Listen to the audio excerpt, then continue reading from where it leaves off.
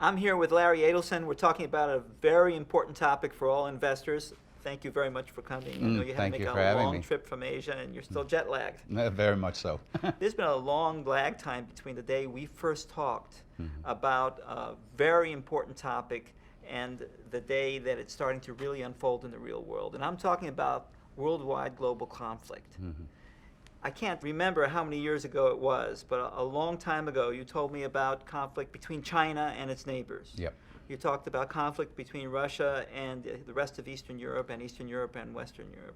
You talked about the dangers in Iran and the Middle East and the spreading cancer of terrorism around the world. None of it sounded very realistic to me because the world was at peace. Ironically, Martin, that was, I think, back in 2004, I was talking about China and the Spratly Islands, the South China Sea, and about Russia. I warned investors, don't go anywhere near Russia. There's no rule of law there. But ironically, at that time, the war cycles weren't even ramping up. They started ramping up in 2012 and 2013. Right. And they go all the way into 2020. And that's why I say there was a long lag. Yeah. It was incubating for many years, and now finally... It was incubating for many years, but with the turn that occurred in 2012, now it's taking off like a rocket. I didn't even expect this international tension with Russia and NATO and the United States until much later. What does that mean when the cycles begin to accelerate beyond what the charts were indicating? Well, if you think of it as an electrical current, for example, you have the amplitude, okay, the upcycle of the electrical current. And the amplitude in this case is very high, which means this cycle that goes all the way into 2020 is going to be very intense. It's the voltage, if you will, is going to be running very high. Okay, so let's say that I'm living in the United States, correct? Yep. And I see all these dangers overseas, and I'm saying, well, I'm glad I have all my money in the United States. I don't want to go overseas. And yet it seems that globalizing my investments is a key thing we want to talk about today. So how do you resolve that conflict? Am I going to globalize into the dangers? You know, it's a little bit like real estate, location, location, location. It depends on where you live. It depends on what currency you get paid in. If the U.S. is considered a safety net for those European and Russian investors. savvy U.S. money, and I always say you have to follow the big savvy money. The big U.S. savvy money, on the other hand, is worried about the contagion effect of civil unrest and international unrest. And they don't like some of the things that are occurring in the United States. The NSA spying, which continues unabated, the threat of rising taxation, Obamacare, the debt. There are a lot of issues here. So savvy U.S. money is looking to safer shores in Asia. Herbert Hoover, in his memoirs about 1932, the Depression, and going into 1940, the rise of Nazi Germany, etc., wrote in his memoirs a very interesting paragraph, and I think it applies today. He basically said that in the late 1930s, international capital was like a loose cannon on the deck of a ship in the middle of a torrent. The capital was flying all over the globe. So it really is applicable to today. We have $60 billion poured out of Russia in the first quarter of this year. Most of it came to the United States. Meanwhile, big savvy U.S. money is going to Singapore and Hong Kong, okay? European money is flying out of France like crazy, going in part to Asia, again, Singapore and Hong Kong deemed the safest areas there, and also to the U.S. So if I have all my money in one place, even in a so-called safe haven, I'm still at risk. Yes. And that applies to me whether I'm in the United States or in Switzerland or in Singapore. That's exactly right. I mean, as you know, I moved to Asia 5 years ago. I myself am very worried about what's happening in the United States. I'm worried in particular about the value of the U.S. dollar. It's still in a long-term bear market. So diversification, I think, is essential to wealth preservation. And Asia is still rising exponentially. It's the only corner of the globe that is really rising and growing. So I originally traveled extensively there to see Asia rising, but then I found that living there and looking at the rest of the world was also value added because I got a more objective interpretation and analysis. I was able to look at the U.S. more objectively. I was able to look at Europe more objectively, outside in. And that has been extremely helpful to my analysis, my market analysis, my forecasts, et cetera. What do you see about the United States that we're not seeing from the inside? For years, right after 9/11, the U.S. was really hated, okay? The U.S. was despised for what happened after 9/11, invading Iraq, Afghanistan, so on and so forth. Lately, there's been an attitude shift. The U.S. is the safest place in the world to be. And its economy, although not robust, is certainly more stable than Europe and certainly more stable than Russia. And in Southeast Asia, most Southeast Asians fear China's growing dominance. China is and has become quite a bully in the South China Sea, towards Japan, towards the Philippines, Vietnam, Indonesia, Malaysia, even Brunei. So there's been an attitude shift back towards the U.S. As far as investments go, I moved some of my money to Asia because I am very concerned about the value of the U.S. dollar. There is a distinct effort by the Federal Reserve and by the administration, whichever administration it is, to keep the value of the dollar low and devalue it even further. And that's nonpartisan. It's nonpartisan, okay? You know, although we've seen some short-term rallies in the value of the dollar, the long-term trend is still lower for the dollar. So I wanted to put some of my money overseas. I wanted to keep it close to home, so I put it in the Thai baht, which I also felt was undervalued at the time. The Thai bahts have since appreciated 30% against the dollar in 4 years, which is terrific. Right. And I was able to get 1.75 and 2.5% interest rates in CDs there. So when you add that in, I've made like 40% in 4 years on my Thai baht. Without taking any risk in terms Without of really stocks, taking any risk, and their banking system is solid. You could have done even better if you had invested in the Singapore dollar or the Hong Kong dollar. So I you know, anybody with money, in my opinion, needs to diversify, mainly because of the U.S. dollar. Well, let's assume I have all my money in the United States. What dangers should I be concerned about that are threatening my wealth here? Well, the first and foremost is the U.S. dollar. We talked about that. Okay, Let's move that's on. number one. Number two is the NSA spying and the threat of rising taxes. Okay, I'm not a conspiracy theorist, but there's no question in my mind that the continued NSA spying and the leverage that the IRS is using to hunt down every penny of wealth because of the federal debts in Washington are a threat to everyone's wealth. Now, you heard just recently the IRS is withholding refunds to children if their parents owed taxes. I mean, that is just insane.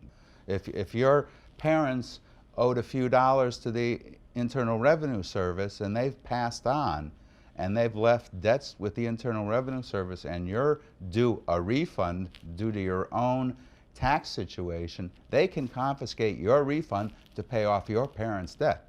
We always view the deficit in the United States as a threat to the financial markets. Right. You know, forcing interest rates higher, hurting the dollar. But now, what you're saying is you're connecting the dots between the big deficit and the tactics that the federal government is using to try and close that gap, impacting individual citizens directly. Yep. The austerity measures they're taking are aimed at the American people.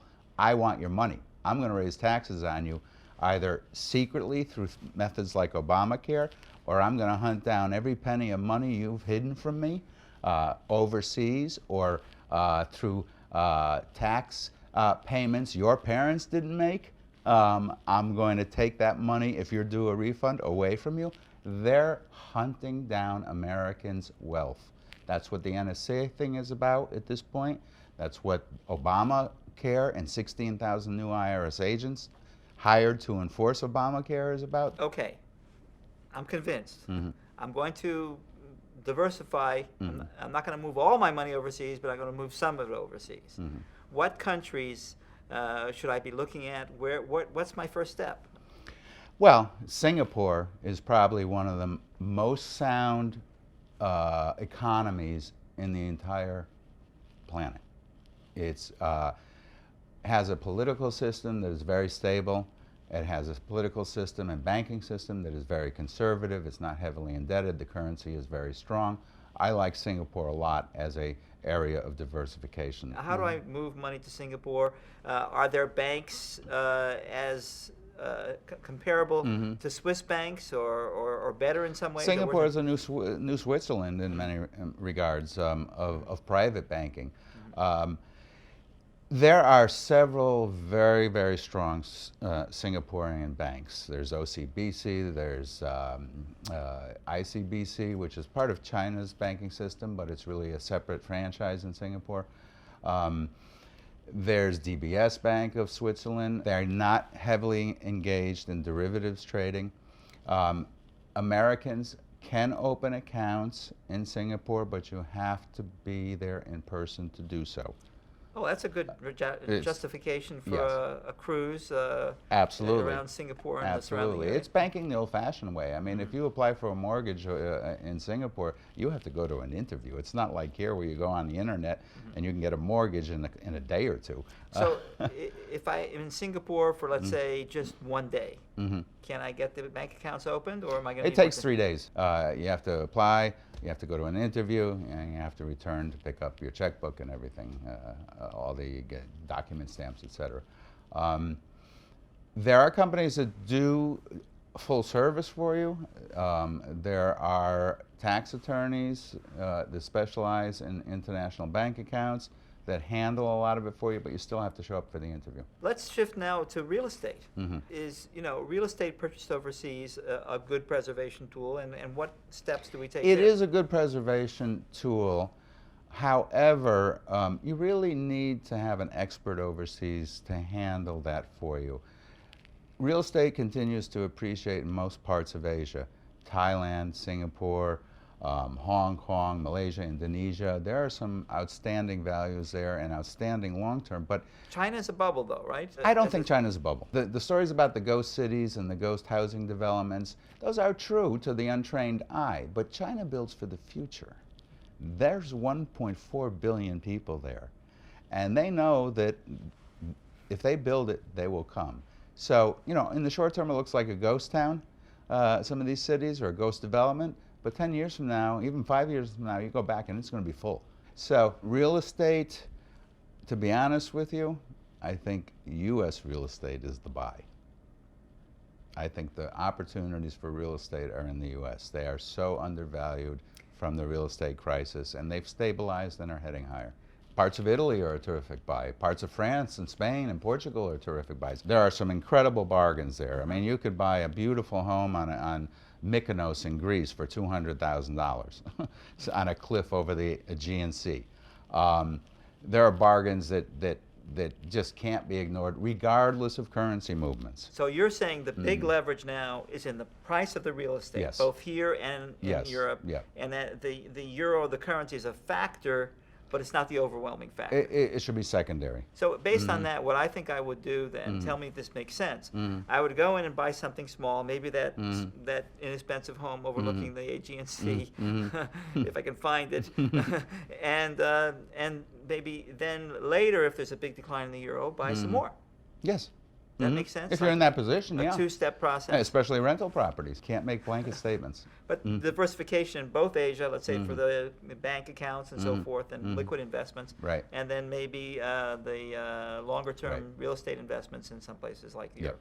Okay. Now, Larry, even after I have my money in different places around the world and follow the steps that you've recommended, I'm still going to be reading in the papers about the ramping up of the war cycle that you've been predicting. Yeah. I'm going to be reading about what's happening in Eastern Europe and in East Asia and between Japan and China, between the U.S. and Russia. And it's not going to give me a very warm and fuzzy feeling about the direction of the financial markets. It leaves an investor kind of in a state of constant uncertainty about whether the stock markets can go up or down. whether the bond market in the U.S. is going to collapse, whether gold is going to, go through the roof or suffer another one of those corrections that you've been correctly predicting. And so my question is, and here's the bottom line, how do we transcend those day-to-day worries and feel comfortable in a place where our money is secure regardless of whether a particular market is going up or down, crashing or soaring? The answer is diversify into not only the answer is U.S. equities remain in a long-term bull market. Okay, commodity markets are bottoming. Gold, everybody should have a core survival position in gold. I mean that your keep safe gold for the long term that you're going to hold for several years. Silver is now a buy for several years time horizon. Many of the other commodities are now long-term core positions that should be had in a portfolio. Crude oil, natural gas. Natural gas has tremendous upside potential. ETFs in these commodities are your best way for long-term holds. ETFs in the natural gas sector, ETFs in gold, silver, etc. The other great area right now is the collectibles market. That's red hot, and it's going to be red hot for several years. Now, that's a very difficult market. You have to really know what you're doing when you get into collectibles. Well, what area of the there are a lot of different collectibles. The big savvy money that wants to get off the grid as much as possible, whether it's coming from Russia, Europe, or the United States, is buying up rare jewelry, rare coins, artwork, rare automobiles, just about any collectible under the sun. Can you spotlight the ones that you would look Rare at first? coins and I think jewelry would be the best. Why? Because I consider them portable wealth. You can hop on a plane if everything collapses around you. You can throw on a rare watch. A customs agent won't know whether it's a copy or the real thing. Rare coins you can put in your pocket. Again, rare jewelry, you can put $1 million necklace on your wife and hop on a plane and no one will know the difference. And that's portable wealth, and portable wealth is in demand today. But the timing, the question is the timing still good or is it too late? Oh, no, it's still early in the cycle. With the war cycles ramping up all the way to 2020, it is very early in the game. Look, Europe is bankrupt. The United States is bankrupt, okay?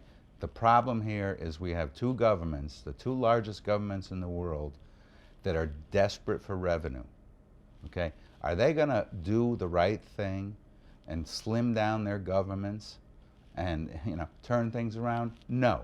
They're going to do what is politically acceptable in front of the camera, okay? But behind the scenes, they are going to hunt down every penny and every euro that you have. That's the way it works, okay?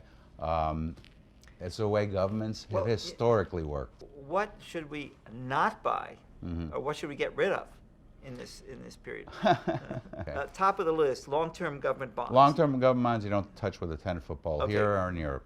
I would not buy tech stocks that are overvalued. Okay, and I'm not talking about all tech stocks. Tech stocks are a great sector to be in for the long haul. But the bottom line with tech stocks is don't buy the bubble tech stocks, okay? Buy the value tech stocks. I see. Japan, developed economy, is looking good. I'm just going through the entire, Asian map. Thailand is looking fantastic despite their political situation and instability there. Vietnam is looking terrific long-term because they're unearthing more and more oil reserves in Vietnam. Philippines are looking fantastic longer term. That's a market. I keep asking you what not to buy, and you keep telling me what to buy. Well, Russia. Do not buy Russia. Okay. Again, not an emerging market, but I wouldn't touch Russia with a 10-foot pole. I've said that for years, and my forecasts have been right. Market's down 60% there. The currency's collapsed. What about China? China is fantastic long term. In Real Wealth Report, we're adding positions to China. Brazil. Brazil is looking good with the commodities starting to turn up. I think Brazil is great. I would not invest in Venezuela, okay, for obvious reasons. We have basically, a communist regime there and a lot of instability. Mexico is looking good. There's hundreds of trillions of dollars that is managed by professional money managers and has to get some kind of rate of return. It can't go into a mattress. It can't all go into the gold market. There are good dividends and royalties to be had by investing in the equity markets. Well, thank you very much, Larry. This is Thank you, Myra. excellent insight and very, very timely. And thank you for joining us today.